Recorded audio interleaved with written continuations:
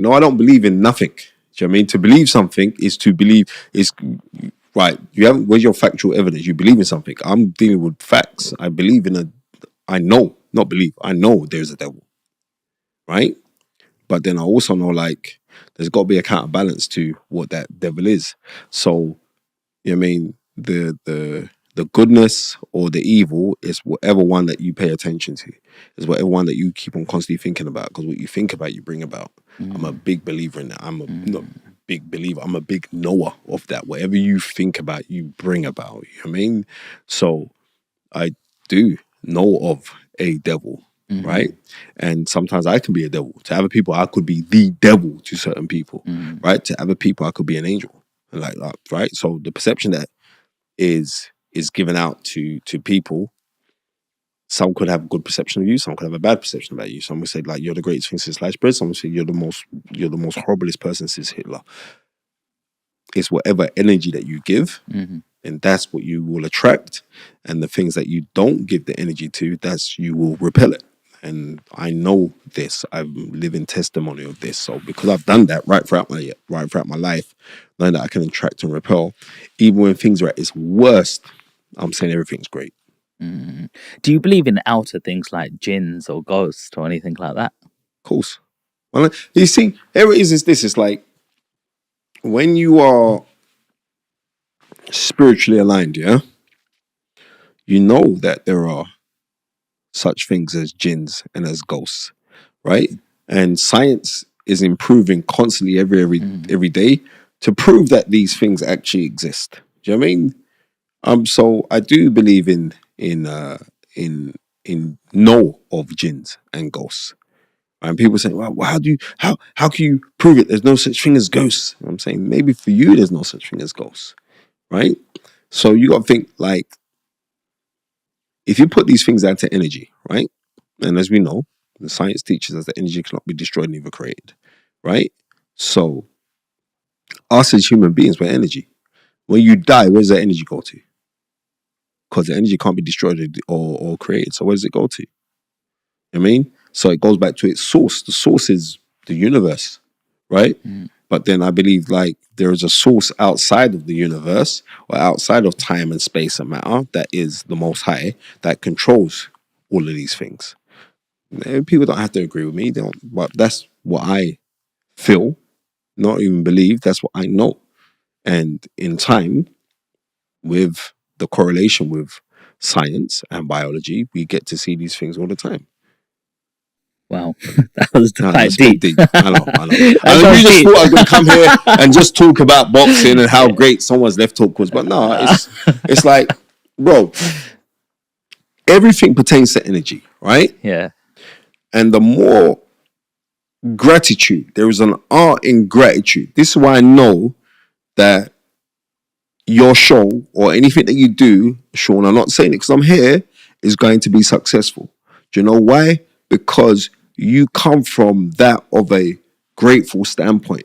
You know what I mean? You show appreciation. How much you talking to Spencer Fearon? How much you talking to I'm talking to this guy, right? And this is how you're getting all these guys on your show, right? Reason being, because people can feel that, right, this guy's actually grateful. You know what I mean? It's not like Always. I'm doing you a favor to come on my show and blah, blah. And by the way, I'm going to pay you. And no. It's when you can feel that energy of gratitude, because the more gratitude that you express is the more abundance that you'll experience.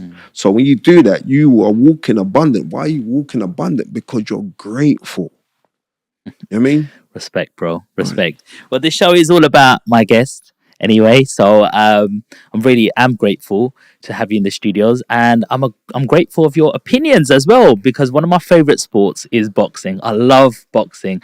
I love it because it's the speed, balance, endurance. It teaches you so much about yourself, and if you don't move in that ring, you're gonna get your head taken off. Do you know what I mean? And I think sometimes that relates a lot to life. You know what I mean? You got to keep moving, and you know, certain people have no respect or walk around with negative energy, but boxing teaches you a lot of discipline. And so in this sport, I want to ask you, because you're really qualified to speak on all of these topics. You absolutely, because you've had some great fights. I've seen a few of your fights as well, between 1997, etc. But first of all, I want to ask your opinion. we've got a massive fight coming on. There's a clash of two heavyweights coming up on September the 21st, and we got AJ versus Triple D. They've had a little altercation in the sort of Gloves Are Off. Was it Gloves Are Off? That little show? Yeah, it was Adi Oladipo, sorry, who was sat in the middle, and you had Frank Warren on one side and Yes. Eddie Hearn on the other side, and the two fighters. And I'm enjoying Daniel Dubois actually coming out of himself, because you could see like he's a little bit reclusive. You could see he's a little bit to himself, a little bit timid, and you know what I mean, he's that way inclined. But I'm enjoying the fact that he's actually coming out of himself, and that's nice to see. You know, that he is coming out of himself. But then Anthony Joshua he not like he's reinvented himself, but I think Anthony Joshua's kind of found himself again. He's found himself to say like, you know what, I'm not taking on nonsense from anybody. And so it's gonna be for a good fight as long as it lasts. How important is the build up to the fight? It's the most important thing, because it's like this weekend, right? We've got Derek Chisora versus Joe Joyce, right? And I'm telling anybody, make sure you get this on the short, Sean, right? Right, because this is like, take a seat, and I'm with my guy Sean Land. Right? I'm letting you know this now. This weekend is going to be a barn burner. It's going to be a barn burner because you've got Joe Joyce and Derek Chisora, and people looking at this fight like this fight ain't meaning nothing on paper, because they're seeing one guy who's well past peak and another guy who's got knocked out twice by Zhang. So you're thinking, right, I'm telling you now, two old war horses make for a good fight. Forget about any media savvy or how boring they were on their head-to-head or anything else like this. I'm telling you this now. Reason being, because that's all that these men know to do. And Derek Chisora doesn't bottle it from anyone. And Joe Joyce, even though sometimes he fights on the back foot, he always he fights aggressively. And he throws a lot of punches. It's going to be a very, very entertaining fight. And I'm so looking forward to it. So I've got to say a massive big up to Queensbury for putting this on. And like Riyadh Season doing great stuff. Absolutely. Joe Joyce, like at one stage I thought he was gonna be world champion. The way he was, he just like walked through everything. The guy could take every single punch. Yeah. Do you know what I mean? And then all of a sudden he fought sort of Zhang, and poof, it was a bit of a shock. The easiest thing, Sean, is to look at this, right? That water can erode rock, right? And I never like when you hear, oh, well, this guy's so tough. He's got a granite chin. You see, because you're going to keep on taking shots. And I'm telling you, you're getting shots from big guys who are 210 up to 240, 250 in pounds. That's big 19 stone, 20 stone guys flying at you. It's going to take its toll eventually, right? That's what happens. It's going to take its toll eventually on you. And when it takes its toll, that's when you start getting knocked out. I like to hear when guys go, oh, well, this guy's got a good chin. That's nice.